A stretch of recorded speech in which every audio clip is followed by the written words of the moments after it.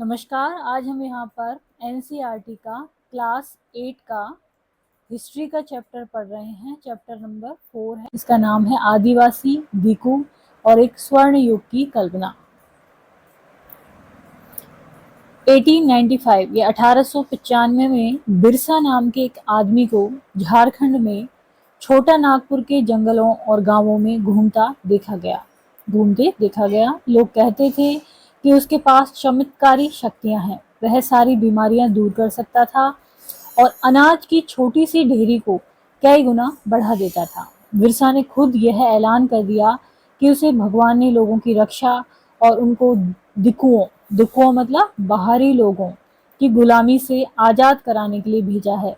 कुछ समय के भीतर हजारों लोग बिरसा के पीछे चलने लगे। वे उसे भगवान मानते थे। उन्हें यकीन था कि वह उनकी समस्याएं दूर करने आया है। बिरसा का जन्म एक मुंडा परिवार में हुआ था। मुंडा एक जनजातीय समूह है जो छोटा नागपुर में रहता है। बिरसा के समर्थक इलाके के दूसरे आदिवासी संथाल और उराव।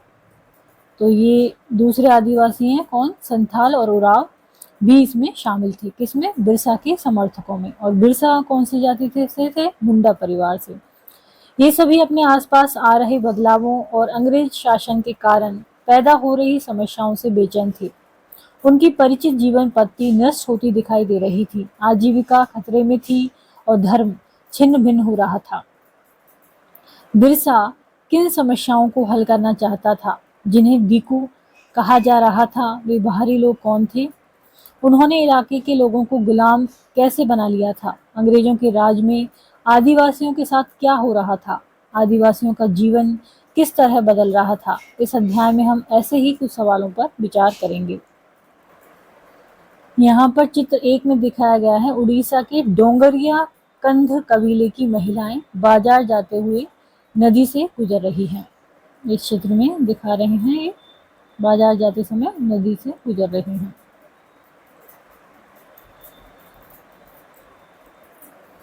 पिछले साल आपने आदिवासी समाजों के बारे में पढ़ा था। ज्यादातर कबीलों के रीति रिवाज और रस्में ब्राह्मणों द्वारा निर्धारित रीति रिवाजों और रस्मों से बहुत अलग थी।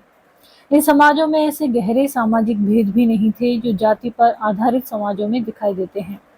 एक कबीले के सारे लोग कुटुंब के बंधनों में बंधे होते थे। इनका इसका यह मतलब भी नहीं है कि आदिवासियों के बीच कोई आर्थिक और सामाजिक फर्क नहीं था। जनजातीय समूह किस तरह से जीते थे? 19वीं सदी तक देश के विभिन्न भागों में आदिवासी तरह तरह की गतिविधियों में सक्रिय थे। कुछ झूम खेती करते थे। उनमें से कुछ समुदाय झूम खेती करते थे। अब झूम खेती क्या है? झूम खेती का मतलब होता है घुमंतु खेती। इस तरह की खेती अधिकांशतः जंगलों में छोटे छोटे भूखंडों पर, जैसे जंगल है तो उसमें इस भूखंड पे इस तरह से की जाती थी। ये लोग जमीन तक धूप लाने के लिए पेड़ों के ऊपरी हिस्से काट देते थे। तो जंगलों में जब पेड़ बड़े होते हैं तो नीचे जमीन तक धूप आने में परेशानी होती है। तो ये क्या करते थे? ऊपरी हिस्सों को पेड़ को काट देते थे और जमीन पर उगी घास फूस जलाकर साफ कर देते थे। और यहाँ पे जो जमीन में घास होती थी उसको जला के साफ कर देते थे।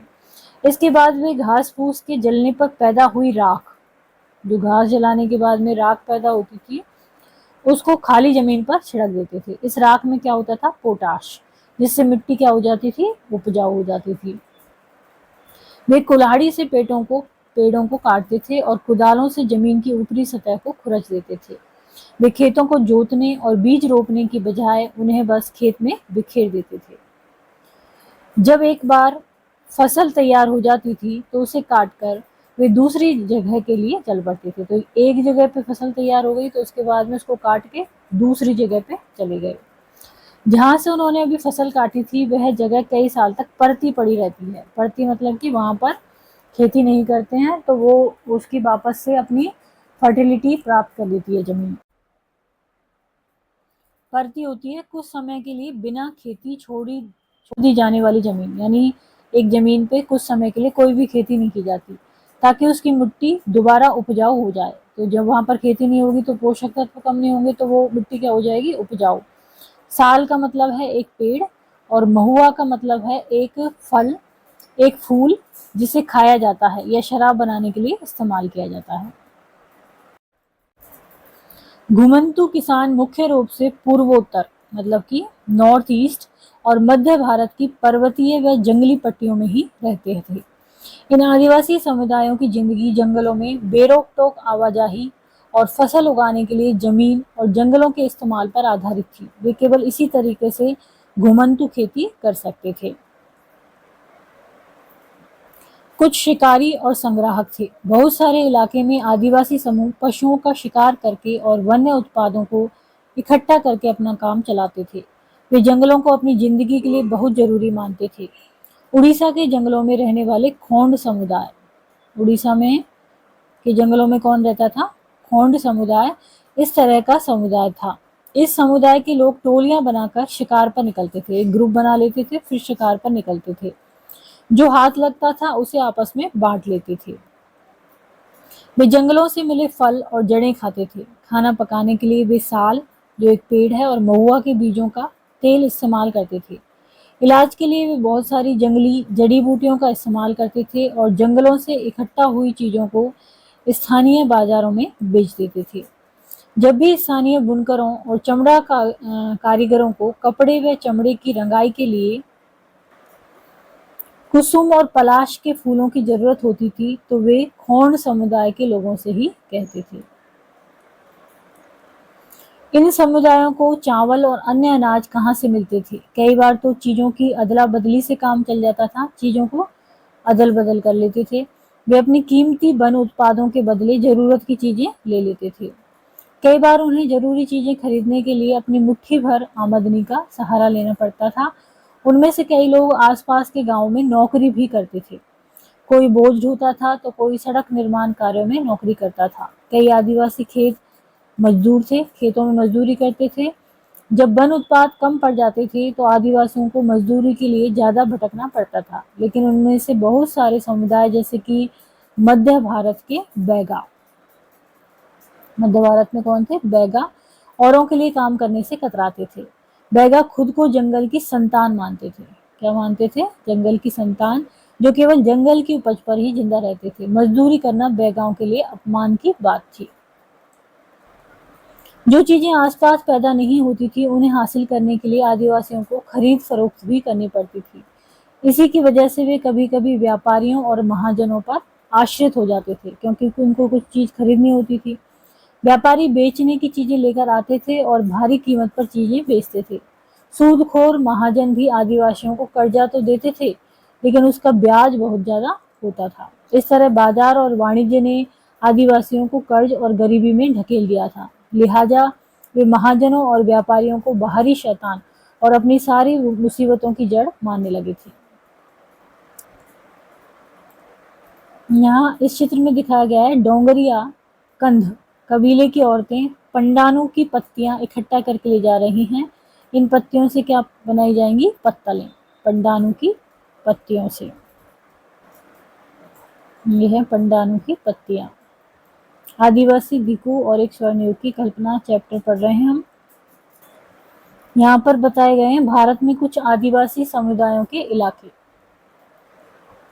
तो यहाँ पर है गड्डी, वन, गुज्जर, यहाँ पर भोटिया, और ये राजस्थान में है सहारिया, भील, और यहाँ पर है हुजुम, पाटनी, निशी, नागा, ये सब हैं नॉर्थ ईस्ट में। खासी, खासी और रियांग। इसके अलावा बैगास, बंजारा, गोंड मध्य में। संथाल, मुंडा, उराव संथाल। यहाँ पर है पराजा, बोंडा, कंढा, कोया, सौरा और खोंड। यहाँ पर बैगास, मारिया और गोंड। यहाँ पर बंजारा, और ये गुजरात में बान, गुज्जर्स एंड राठवा। यहाँ पर कोया, बंजारा, गोंड और जारवास, माला, इरूलर। कुछ जानवर पालते थे। बहुत सारे आदिवासी समूह जानवर पालकर अपनी जिंदगी चलाते थे।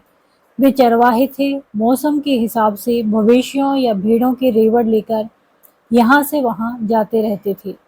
जब एक जगह घास खत्म हो जाती थी तो दूसरे इलाके में चले जाते थे।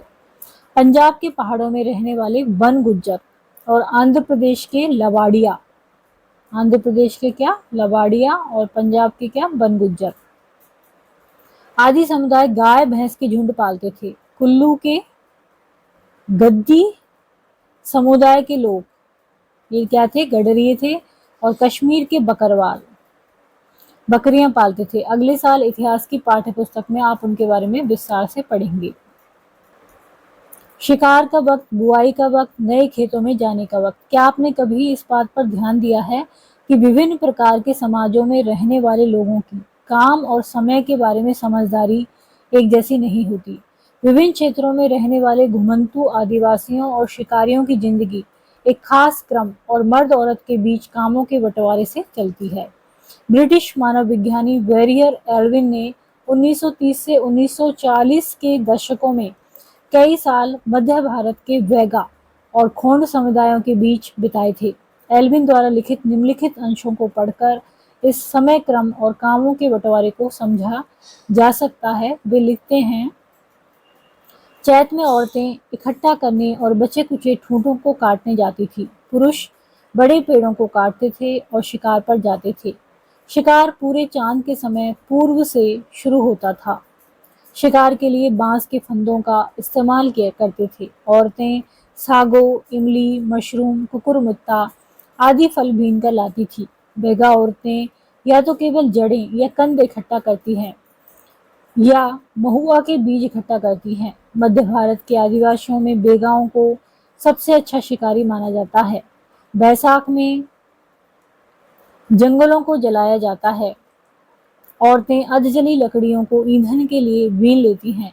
आदमी शिकार पर जाते रहते हैं, लेकिन गांव से दूर नहीं जाते थे।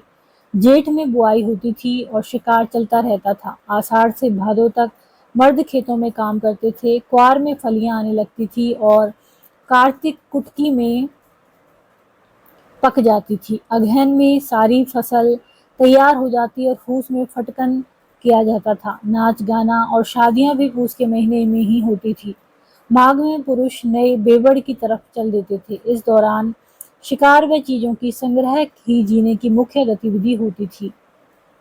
यह चक्र पहले साल का होता था। दूसरे साल शिकार के लिए ज्यादा समय मिल जाता था, क्योंकि केवल कुछ फसलों की ही बुआई कटाई होती थी। क्योंकि भोजन काफी होता था, इसलिए पुरुष बेवड़ों में ही रहते थे। तीसरे साल में भोजन के लिए वन उत्पादों की भी जरूरत पड़ने लगती थी। वेरियर एल्विन द्वारा लिखित बैगा 1939 और एल्विन की अप्रकाशित रचना notes on the Khonds, Verrier Elwin papers, Nehru स्मृति संग्रहालय व पुस्तकालय पर आधारित।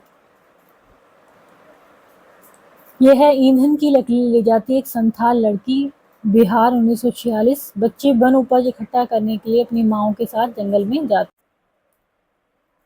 बेवड़, बेवड़ क्या है? मध्य प्रदेश में घुमंतू खेती, जिसको झूम खेती भी कहते हैं, उसके लिए इस्तेमाल होने वाला शब्द है। तो यह है मध्य प्रदेश में घुमंतू खेती के लिए होने वाला उपयोग में होने वाला शब्द, जिसको कहते हैं बेवड़। कुछ लोग एक जगह खेती करते थे। 19वीं सदी से पहले ही बहुत सारे जनजातीय कबीले एक जगह टिककर खेती करने लगे थे। वे बार बार जगह बदलने के बजाय साल दर साल एक ही जगह खेती करते थे। वे हलों का इस्तेमाल करने लगे थे और धीरे धीरे उन्हें जमीन पर अधिकार भी मिलते जा रहे थे। बहुत सारे समुदायों में छोटा नागपुर के मुंडाओं की तरह जमीन पूरे कबीले की संपत्ति होती थी। कुल के सभी सदस्यों को उन मूल निवासियों का वंशज माना जाता था, जिन्होंने सबसे पहले आकर जमीन को साफ किया था। लिहाजा जमीन पर सभी का बराबर हक होता था। फिर भी अक्सर ऐसा होता था कि कुल के कुछ लोग औरों से ज्यादा ताकत जुटा लेते थे। कुछ मुखिया बन जाते थे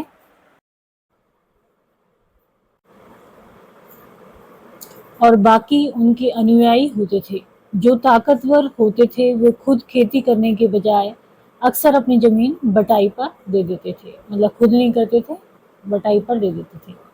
ब्रिटिश अफसरों को गोंड और संथाल जैसे एक जगह ठहर कर रहने वाले आदिवासी समूह शिकारी, संग्राहक या घुमंतू खेती करने वालों के मुकाबले ज्यादा सभ्य दिखाई देते थे। उनको जो गोंड और संथाल थे वो एक जगह ठहर कर रहने वाले थे तो ये ज़्यादा उनको सभ्य दिखाई देते थे। जंगलों में रहने वालों को जंगली और बर्बर माना जाता था। अंग्रेजों को लगता था कि उन्हें स्थायी रूप से एक जगह बसना और सभ्य बनना जरूरी है। औपनिवेशिक शासन से आदिवासियों के जीवन पर क्या असर पड़े? ब्रिटिश शासन के दौरान आदिवासी समूहों का जीवन बदल गया। आओ देखें कि ये बदलाव क्या थे। आदिवासी मुखियाओं का क्या हुआ? अंग्रेजों के आने से पहले बहुत सारे इलाकों में आदिवासियों के मुखियाओं का महत्वपूर्ण स्थान होता था। उनके पास औरों से ज़्यादा आर्थिक ताकत होती थी और वे अपने इलाके पर नियंत्रण रखते थे। कई जगह उनकी अपनी पुलिस होती थी और वे जमीन एवं वन प्रबंधन के स्थानीय नियम खुद बनाते थे। ब्रिटिश शासन के तहत आदिवासी मुखियाओं के कामकाज और अधिकार काफी बदल गए थे। उन्हें कई कई गांवों पर जमीन का मालिकाना तो मिला रहा, लेकिन उनकी शासकीय शक्तियां छिन गई। यानी जमीन के तो वो मालिक थे, लेकिन वो शासन करने की जो शक्तियां थी वो छिन गई। उन्हें ब्रिटिश अधिकारियों द्वारा बनाए गए नियमों को मानने के लिए बाध्य कर दिया। उन्हें अंग्रेजों को नजराना देना पड़ता था और अंग्रेजों के प्रतिनिधि की हैसियत से अपने समूहों को अनुशासन में रखना होता था। पहले उनके पास जो ताकत थी वह अब नहीं रही। वे परंपरागत कामों को करने से लाचार हो गए। यहाँ पर ये दिखाया गया है कि पूर्वोत्तर के निशी आदिवासियों के एक गांव में लट्ठों से बना घर है। जब ये घर बनाए जाते हैं तो पूरा गांव मदद करता है। इस तरह से घुमंतू काश्तकारों का क्या हुआ? ऐसे समूहों से अंग्रेजों को काफी परेशानी थी, जो यहाँ वहाँ भटकते रहते थे और एक जगह ठहरकर नहीं रहते थे। वे चाहते थे कि आदिवासियों के समूह एक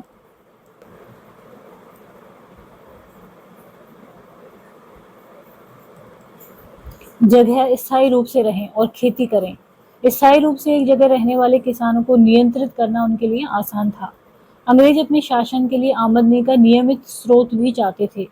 फलस्वरूप उन्होंने जमीन के बारे में कुछ नियम लागू कर दिए। उन्होंने जमीन को मापकर प्रत्येक व्यक्ति का हिस्सा तय कर दिया। उन्होंने यह भी तय कर दिया कि किसे कितना लगान देना होगा। कुछ किसानों को भूस्वामी और दूसरों को पट्टेदार घोषित किया गया। जैसा कि आप देख चुके हैं अध्याय 2। पट्टेदार अपने भूस्वामियों का भाड़ा चुकाते थे और भूस्वामी सरकार को लगान देते थे।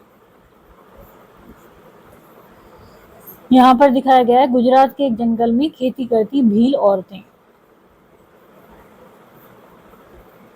घुमंतू खेती गुजरात के बहुत सारे वन क्षेत्रों में अभी भी जारी है। आप देख सकते हैं कि यहाँ पेड़ों को काट दिया गया है और खेती के लिए जमीन साफ कर दी गई है। झूम काश्तकारों को स्थायी रूप से बसाने की अंग्रेजों की कोशिश बहुत कामयाब नहीं रही। जहाँ पानी कम हो और मिट्टी सूखी हो वहाँ हलों से खेती करना आसान नहीं होता, बल्कि हलों की मदद से खेती करने वाले झूम काश्तकारों को अक्सर नुकसान ही हुआ, क्योंकि उनके खेत अच्छी उपज नहीं दे पाते थे। इसलिए पूर्वोत्तर राज्यों में झूम काश्तकार इस बात पर अड़े रहे कि उन्हें परंपरागत ढंग से ही जीने दिया जाए। व्यापक विरोध के फलस्वरूप अंग्रेजों को आखिर उनकी बात माननी पड़ी और ऐसे कबीलों को जंगल के कुछ हिस्सों में घुमंतू खेती की छूट दे दी गई।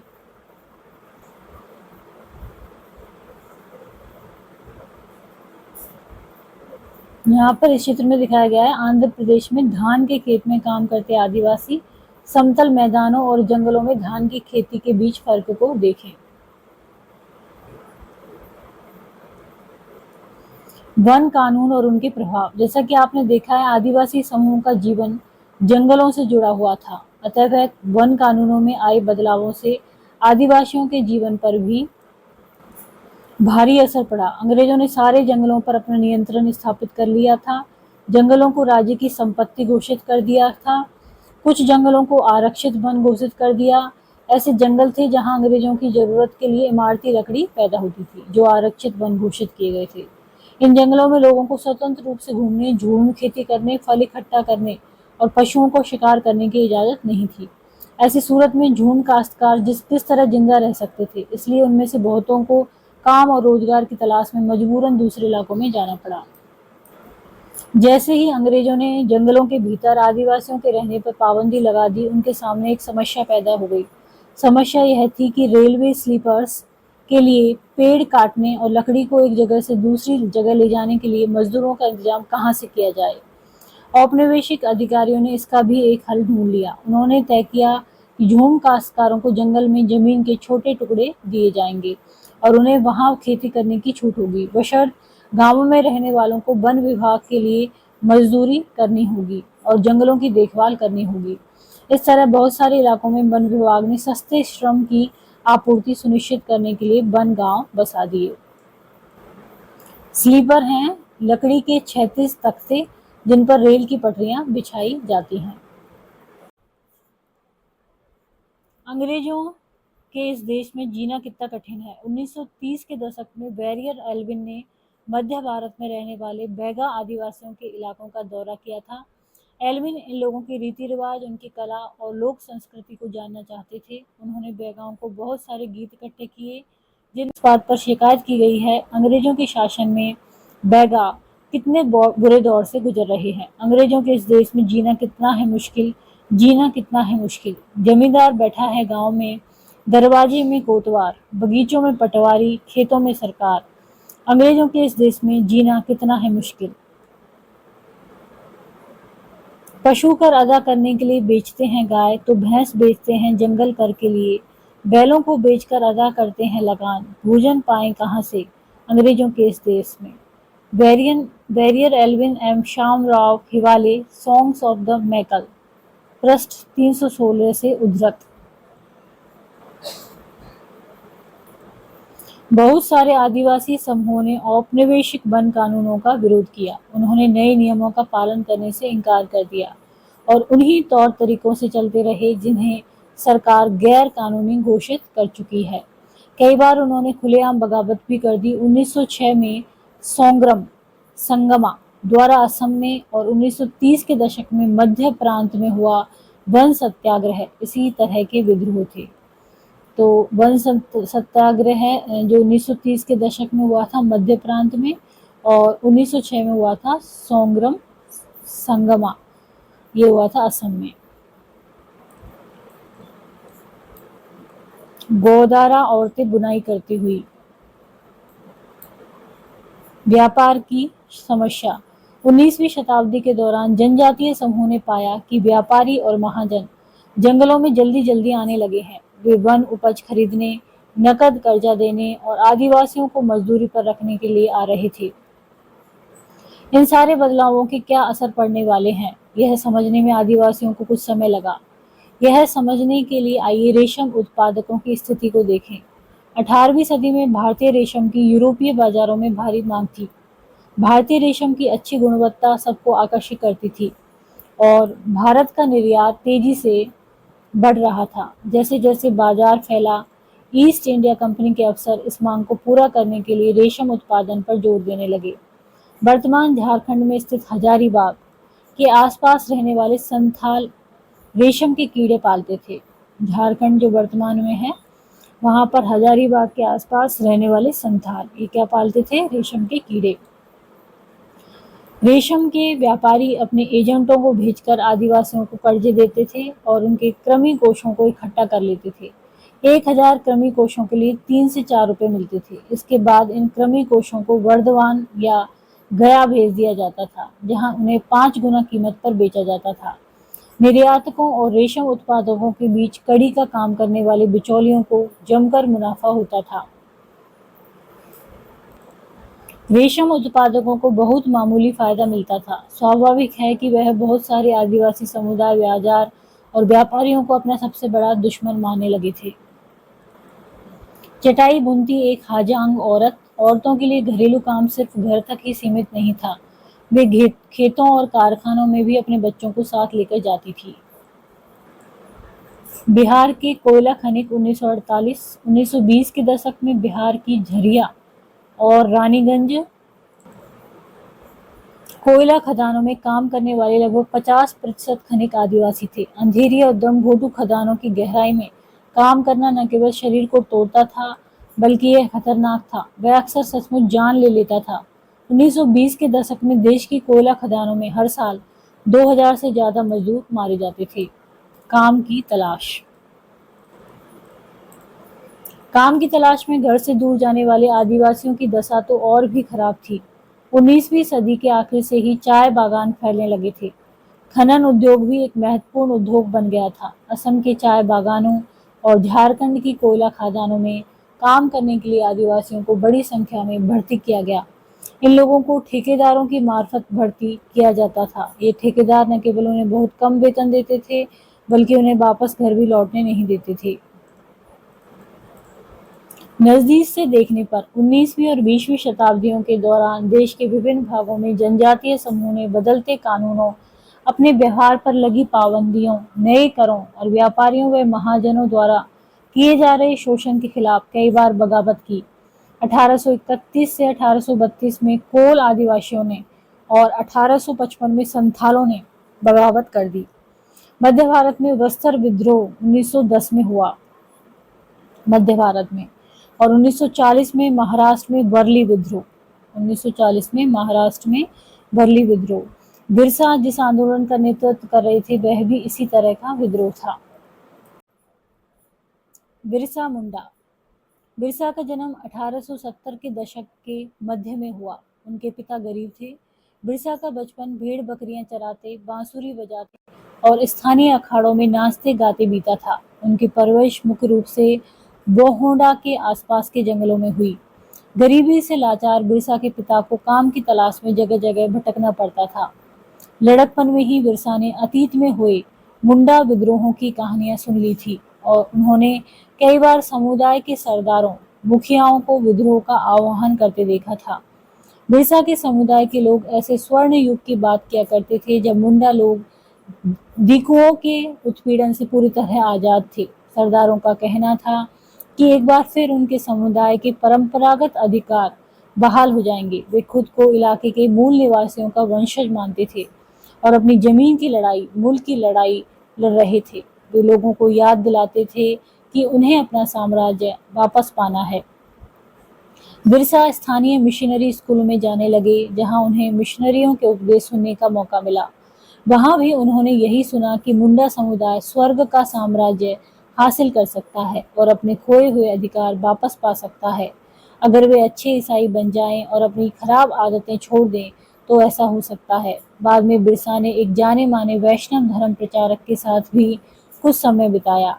उन्होंने जनेऊ धारण किया और शुद्धता व दया पर जोर देने लगे। अपनी किशोरावस्था में बिरसा जिन विचारों के संपर्क में आई, उनसे वह काफी गहरे तौर पर प्रभावित थे। बिरसा का आंदोलन आदिवासी समाज को सुधारने का आंदोलन था। उन्होंने मुंडाओं से आह्वान किया कि वे शराब पीना छोड़ दें, गांवों को साफ रखें और डायन व जादू टोने में विश्वास न करें। यहाँ ध्यान देने वाली बात यह है कि बिरसा ने मिशनरियों और हिंदू जमींदारों का भी लगातार विरोध किया। वह उन्हें बाहर का मानते थे जो मुंडा जीवन शैली को नष्ट कर रहे थे। 1895 में बिरसा ने अपने अनुयायियों से आह्वान किया कि वे अपने गौरवपूर्ण अतीत को पुनर्जीवित करने के लिए संकल्प लें। वह अतीत के एक ऐसे स्वर्ण युग, सतयुग की चर्चा करते थे जब मुंडा लोग अच्छा जीवन जीते थे, तटबंध बनाते थे, कुदरती झरनों को नियंत्रित करते थे, पेड़ और बाग लगाते थे, पेट पालने के लिए खेती करते थे। उस काल्पनिक युग में मुंडा अपने बिरादरों और रिश्तेदारों का खून नहीं बहाते थे, वे ईमानदारी से जीते थे। बिरसा चाहते थे कि लोग एक बार फिर अपनी जमीन पर खेती करें, एक जगह टिक कर रहें और अपने खेतों पर काम करें। अंग्रेजों को बिरसा आंदोलन के राजनीतिक उद्देश्यों से बहुत ज्यादा परेशानी थी। यह आंदोलन मिशनरियों, महाजनों, हिंदू भूस्वामियों और सरकार को बाहर निकालकर बिरसा के नेतृत्व में मुंडा राज स्थापित करना चाहता था। यह आंदोलन इन्हीं ताकतों को मुंडाओं की सारी समस्याओं व कष्टों का स्रोत मानता था। अंग्रेजों की भूनीतियां उनकी परंपरागत भूमि व्यवस्था को नष्ट कर रही थी। हिंदू भूस्वामी और महाजन उनकी जमीन छीनते जा रहे थे।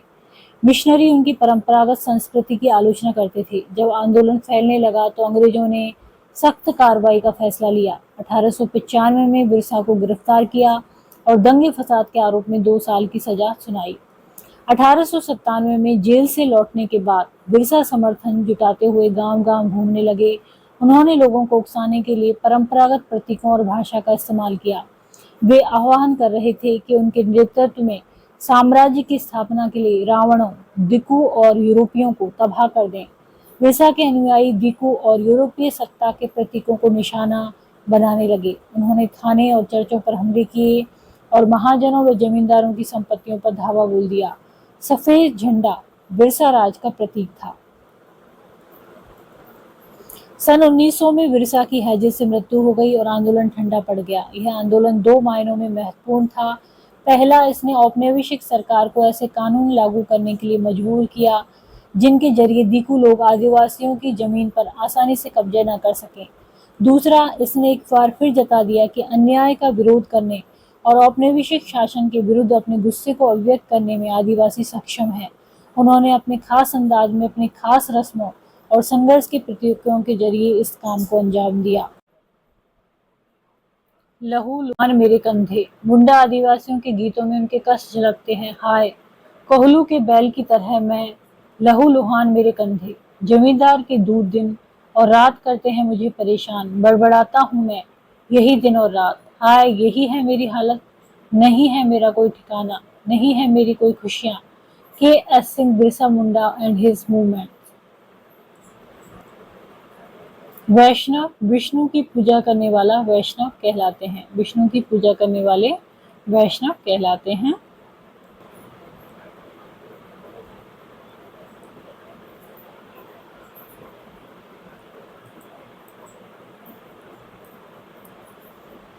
तो आज हमने चैप्टर पढ़ा आदिवासी दिकु और एक स्वर्ण युग की कल्पना। यदि वीडियो आपको पसंद आता है तो इसको लाइक करें, चैनल को सब्सक्राइब करें, कमेंट करें और शेयर करें। Thank you.